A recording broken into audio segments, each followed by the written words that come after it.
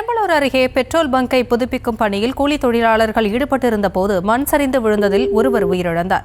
இறப்பை ஏற்றுக்கொள்ள முடியாத அவரது குடும்பத்தினர் கதறி அழுதது காண்போரையும் உறைய வைத்தது அந்த காட்சிகள்.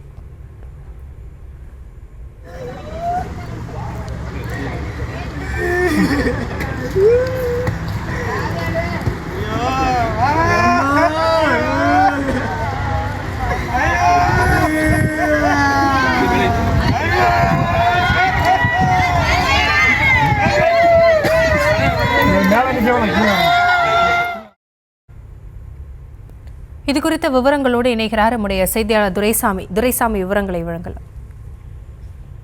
பெரம்பலூர் அருகே திருச்சி சென்னை தேசிய நெடுஞ்சாலையில் எளம்பலூர் தண்ணீர் பந்த பகுதியில் உள்ள எஸ்ஆர் என்ற தனியார் பயன்பாட்டில் இல்லாத பெட்ரோல் பங்க் புதுப்பிக்கும் பணி கடந்த சில நாட்களாக நடைபெற்று வரும் நிலையில் எரிபொருட்களை சேமித்து வைத்திருக்கும் 15 அடி ஆழமுள்ள டேங்கரை புதைத்து வைத்திருந்த பள்ளத்திற்குள் இறங்கி பழைய டேங்கரை வெளியே எடுக்கும் வேலை செய்து கொண்டிருந்த போது பெரம்பலூர் அடுத்துள்ள கலாரம்பட்டி கிராமத்தை சார்ந்த வேலுசாமி என்பவர் மண் சரிந்து விழுந்து இடுபாடுகளுக்கிடையே சிக்கி மூச்சு திணறி பரிதாபமாக உயிரிழந்தார்.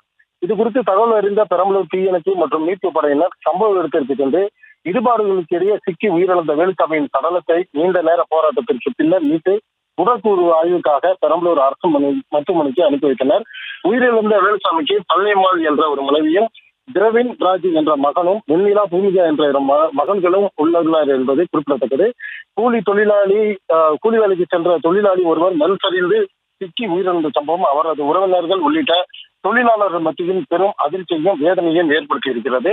இந்த உயிரிழந்த தொழிலாளியின் உடலை கண்டு அவரது மனைவி மற்றும் மகள்கள் கதறி எழும் காட்சி காண்போரை கண்களுக்கு வைத்ததாகவே இருந்தது.